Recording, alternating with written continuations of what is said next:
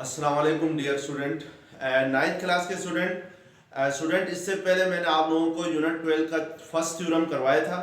आज स्टूडेंट हम यहाँ पर यूनिट 12 का सेकंड थ्योरम पढ़ेंगे 12.1.2। तो स्टूडेंट हम स्टेटमेंट देखते हैं कि ये सेकंड थ्योरम की स्टेटमेंट क्या है। तो स्टेटमेंट ये है कि student any point equidistant from the end points of a line segment is on the right bisector of it। Student statement में कह रहा है कि अगर किसी पॉइंट का डिस्टेंस किसी लाइन सेगमेंट के एंड पॉइंट से इक्वल हो तो फिर वो जो पॉइंट पी होगा वो राइट बाइसेक्टर का एक पॉइंट होगा। तो स्टूडेंट ये जो सेकंड थ्योरम है ये कन्वर्स है फर्स्ट थ्योरम का, यानी जो पहले थ्योरम मैंने 12.1.1 पढ़ाया था उसका कन्वर्स है। कन्वर्स से ये मतलब होता है स्टूडेंट या थ्योरम 12.1.1 में यानी फर्स्ट थ्योरम में जो गिवन थी आपके पास स्टेटमेंट के अंदर जो गिवन था वो यहाँ पर आपने प्रूफ करना है और वहां पर जिस चीज को आपने प्रूफ करना था वो यहाँ पर गिवन है, ठीक है ना। तो स्टूडेंट यहाँ पे गिवन क्या है कि जिसको मैंने ये इन्वर्टेड कामास में क्लोज किया है स्टेटमेंट का ये वाला हिस्सा ये गिवन है, यानी any point equi distance from the end point of a line segment. यानी हमने एक लाइन सेगमेंट लेनी है, लेट्स सपोज एक लाइन सेगमेंट लेता हूं और इसके एंड पॉइंट्स को मैं ए और बी का नाम देता हूं। ये पॉइंट ए है, ये पॉइंट बी है और स्टूडेंट मैं एक पॉइंट पी लेता हूं कि पॉइंट पी इस तरीके से लेता हूं कि ये जो पॉइंट पी का डिस्टेंस जो है ए से और बी से इक्वल हो, यानी ये वाला डिस्टेंस ए से और ये पी का डिस्टेंस बी से ये दोनों इक्वल हो। यानी अगर फर्ज करें ये 6 मीटर है ए से पी तक तो फिर बी से पी तक भी कितना होना चाहिए स्टूडेंट 6 मीटर का ही डिस्टेंस होना चाहिए। तो हमने पॉइंट पी इस तरह लिया कि वो उसका डिस्टेंस इस लाइन सेगमेंट ए बी के एंड पॉइंट से इक्वल हो, ठीक है ना। अब स्टूडेंट ये वाला जो हिस्सा है स्टेटमेंट का is on the right bisector of it, यानी वो पॉइंट पी किसके ऊपर होना चाहिए इस लाइन सेगमेंट ए बी के राइट बाइसेक्टर के ऊपर होना चाहिए। तो लास्ट टाइम भी स्टूडेंट मैंने आप लोगों को बताया था कि राइट बाइसेक्टर क्या होती है। फर्ज करें आपके पास एक लाइन सेगमेंट है ए बी, ठीक है ना, और इसका ये मिड पॉइंट है सी। मिड पॉइंट मींस के ए से सी तक जितना डिस्टेंस है उतना ही डिस्टेंस सी से बी तक है।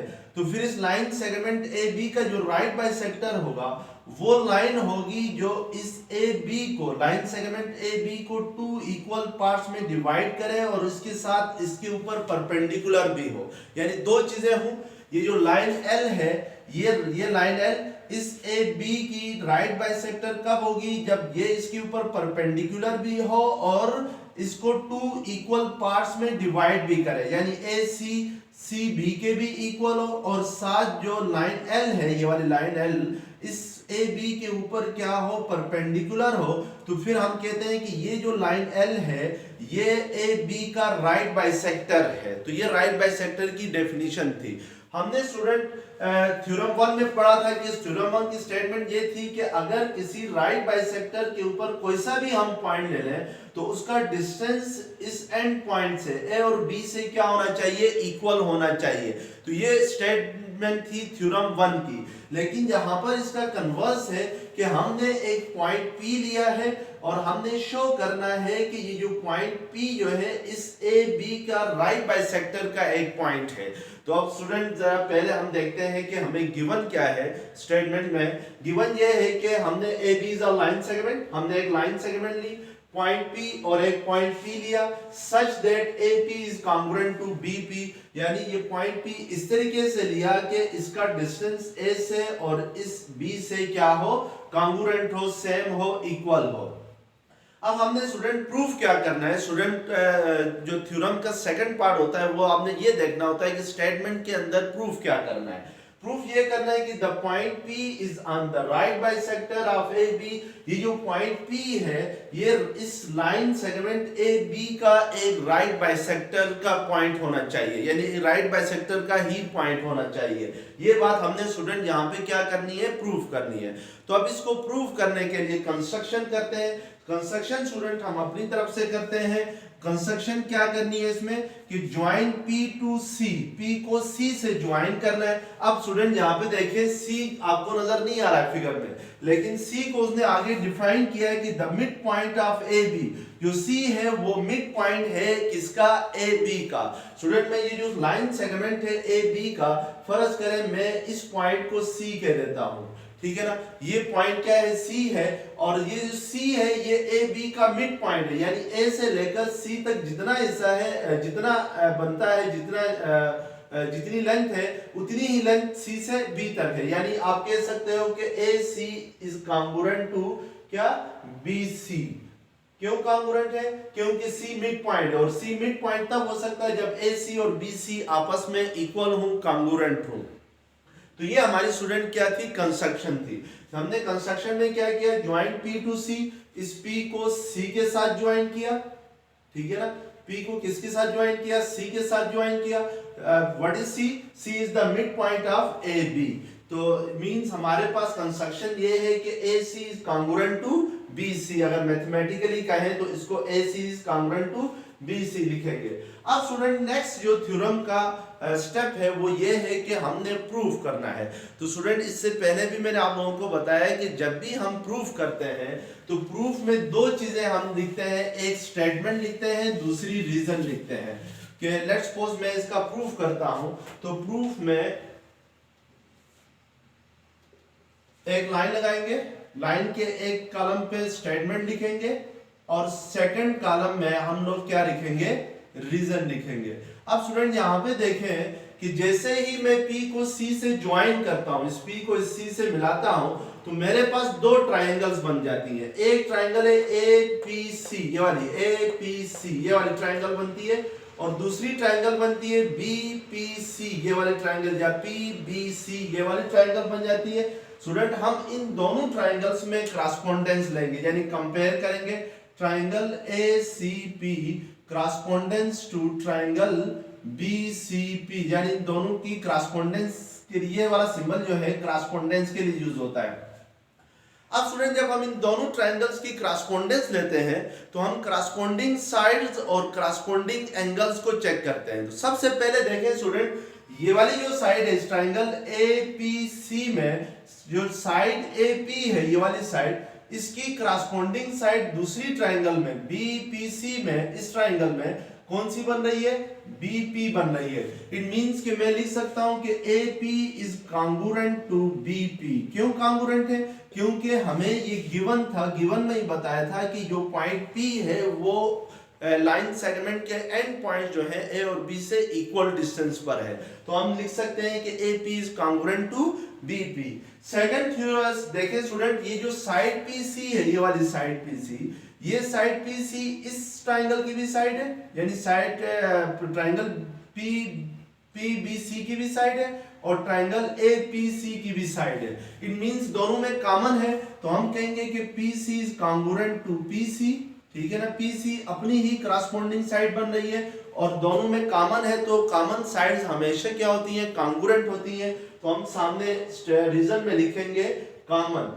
तीसरी बात स्टूडेंट यहाँ पर देखें कि हमारी कंस्ट्रक्शन थी कि ये जो पॉइंट C था ये क्या था, इस लाइन सेगमेंट AB का मिड पॉइंट था। अगर ये मिड पॉइंट है तो फिर A से C तक जितना डिस्टेंस है, जितनी लेंथ है, उतनी ही लेंथ किधर B से C तक होनी चाहिए, तभी ये मिड पॉइंट हो सकता है। तो इट मींस कि हम कह सकते हैं कि AC is congruent to BC, AC is congruent to BC। तो स्टूडेंट ये इसके सामने रीजन में हम क्या लिखेंगे, कंस्ट्रक्शन लिखेंगे, यानी हमारी कंस्ट्रक्शन ही इसी तरीके से थी कि AC क्या हो, BC के कॉन्ग्रुएंट हो। अब स्टूडेंट देखें इन दोनों ट्रायंगल्स में APC में और ट्रायंगल BPC में तीन साइड्स कॉन्ग्रुएंट प्रूफ होगी, फर्स्ट साइड, सेकंड साइड और थर्ड साइड, यानी तीन corresponding sides, three corresponding sides को हमने क्या प्रूफ किया, कॉन्ग्रुएंट प्रूफ किया। स्टूडेंट मैंने पहले भी बताया, जब भी दो ट्रायंगल्स की क्रॉसपोंडेंस हम लें और उन दो ट्रायंगल्स में कोई सी भी 3 क्वांटिटीज, यानी टोटल होती है 6 क्वांटिटीज। एक ट्रायंगल के अंदर 3 एंगल्स होते हैं और 3 साइड्स होते हैं। इनमें से अगर कोई सी भी 3 क्वांटिटीज कॉन्ग्रुएंट प्रूफ हो तो हम उसकी बेस पे कहते हैं कि दोनों ट्रायंगल्स क्या हैं, कॉन्ग्रुएंट है। अब यहाँ पर 3 साइड्स कॉन्ग्रुएंट प्रूफ हो रही है दोनों ट्रायंगल की क्रॉसपोंडेंस में, तो हम कह सकते हैं कि triangle ACP is congruent to triangle BCP। तो सामने स्टूडेंट हम इसके रीजन में लिखेंगे side side, S for side, side side postulate, ठीक है ना, कि यानी साइड साइड पोस्टुलेट के मुताबिक ये दोनों ट्रायंगल्स क्या हो गई, कॉन्ग्रुएंट हो गई। अब स्टूडेंट हमें पता है कि जब भी दो ट्रायंगल्स कॉन्ग्रुएंट हों तो फिर उनकी करस्पॉन्डिंग साइड्स हों या करस्पॉन्डिंग एंगल्स हों, सब के सब क्या होते हैं, कॉन्ग्रुएंट होते हैं। अब फर्ज करें मैं ट्रायंगल ACP में ये वाला एंगल लेता हूं, ठीक है ना, एंगल ACP लेता हूं, यानी मैं कह सकता हूं कि angle ACP is congruent to इसका जो करस्पॉन्डिंग एंगल है सेकंड ट्रायंगल में, कौन सी में, BCP में, ये वाला एंगल करस्पॉन्डिंग एंगल है। इसका मतलब है ये दोनों एंगल्स, इस ट्रायंगल का ये एंगल और दूसरी ट्रायंगल का ये वाला एंगल, ये दोनों करस्पॉन्डिंग एंगल्स हैं। इट मींस कि ये दोनों क्या होने चाहिए, कॉन्ग्रुएंट होने चाहिए। क्यों कॉन्ग्रुएंट होने चाहिए, क्योंकि अभी हमने प्रूफ किया है कि ये दोनों ट्रायंगल्स क्या है, कॉन्ग्रुएंट हैं, और कॉन्ग्रुएंट ट्रायंगल्स की करस्पॉन्डिंग एंगल्स हमेशा क्या होते हैं, कॉन्ग्रुएंट होते हैं। तो इस मींस सामने रीजन में हम लिखेंगे कि corresponding angles of congruent triangle, corresponding angles of congruent triangle, of congruent triangle, यानी करस्पॉन्डिंग एंगल्स जो होते हैं कॉन्ग्रुएंट ट्रायंगल्स के, वो हमेशा क्या होते हैं, कॉन्ग्रुएंट होते हैं। दूसरी बात है स्टूडेंट देखें कि अगर ये दोनों एंगल्स अगर कॉन्ग्रुएंट हैं तो आपने ये पढ़ा हुआ है कि किसी भी, मैं इसको यहां पे यूं, अगर ये दोनों ट्रायंगल्स कॉन्ग्रुएंट है स्टूडेंट, ये दोनों एंगल्स सॉरी कॉन्ग्रुएंट है, तो ये हमारे पास AB एक लाइन है, AB क्या है, एक लाइन है। फर्ज करें ये पॉइंट C है, हमें पता है कि कोई भी लाइन हो उसका जो एंगल होता है वो हमेशा 180 डिग्री के इक्वल होता है। यानी मैं अगर D के जरिए यहां से लेकर यहां तक इस एंगल को अगर D के जरिए या कैंपस के जरिए चेक करूं तो ये हमेशा क्या होगा, 180 डिग्री होगा। यानी कोई भी लाइन हो उसका जो टोटल एंगल्स होता है, एंगल ऑफ अ लाइन, वो हमेशा 180 डिग्री होता है। स्टूडेंट फिर हमें पता है कि मैं अगर angle ACP plus angle BCP करूं, एंगल BCP करूं, तो ये क्या आना चाहिए, 180 डिग्री के इक्वल आना चाहिए। क्यों 180 डिग्री के इक्वल आना चाहिए, क्योंकि ये जो AB है ये एक लाइन है और यहां से लेकर यहां तक ये टोटल एंगल फिर किसके इक्वल होना चाहिए, 180 डिग्री के इक्वल होना चाहिए। स्टूडेंट आप इसको 1 का नाम दे दें, angle ACP is congruent to angle BCP, इसको 1 का नाम दे दें और इसको नाम दे दें 2 का, ठीक है ना। और इसके रीजन में स्टूडेंट लिखें सप्लीमेंट्री एंगल्स, इसके रीजन में आप क्या लिखें, सप्लीमेंट्री एंगल्स है। सप्लीमेंट्री एंगल्स वो होते हैं जिनका सम जो होता है वो क्या होता है, 180 डिग्री होता है, सप्लीमेंट्री एंगल्स। अब स्टूडेंट इन दोनों को जरा गौर से देखें कि एंगल ACP एंगल BCP के कॉन्ग्रुएंट भी है और angle ACP plus angle BCP करता हूं तो 180 डिग्री आता है। ये तब पॉसिबल है जब आपके पास एंगल ACP कॉन्ग्रुएंट हो, सॉरी एंगल ACP इक्वल हो या एंगल BCP इक्वल हो किसके, 90 डिग्री के, तब ये इक्वल हो सकते हैं, अदरवाइज ये इक्वल नहीं हो सकते। यानी आपके पास यहां पे ये ABP ये वाला एंगल जो है, ये एंगल इसके इक्वल भी है, ठीक है ना, ये एंगल और ये एंगल आपस में इक्वल भी है और इन दोनों का सम जो है वो 180 डिग्री है, वो हमें पहले से पता है। तो तब ये तब इक्वल भी हो सकते हैं और सम 180 डिग्री और इक्वल तब हो सकते हैं जब एक एंगल यानी ये एंगल ACP, ये एंगल किसके इक्वल हो, 90 डिग्री के इक्वल हो, या आप कह सकते हैं कि 180 का हाफ होना चाहिए एक एंगल ACP जो है 180 डिग्री का हाफ होना चाहिए। तो 180 डिग्री का हाफ क्या होता है, 90 डिग्री होता है। ठीक है ना स्टूडेंट, तो हम कह सकते हैं कि measure of angle ACP is equal to measure of angle BCP तब पॉसिबल है जब आपके पास ये दोनों एंगल किसके इक्वल हो, 90 डिग्री के इक्वल हो। अब स्टूडेंट अगर ये दोनों एंगल्स 90 डिग्री के इक्वल हैं तो इसका मतलब है ये जो PC था, ये वाला PC, ये PC फिर हर हाल में परपेंडिकुलर होना चाहिए किसके ऊपर, इस लाइन सेगमेंट AB के ऊपर परपेंडिकुलर होना चाहिए। अगर ये एंगल 90 डिग्री का है तो इट मींस कि ये PC इस AB के ऊपर क्या है, परपेंडिकुलर है। दूसरी बात स्टूडेंट, हमने कंस्ट्रक्शन में देखा था कि AC किसके कांगुरेंट है, BC के कांगुरेंट है। हम कह सकते हैं and AC is congruent to BC।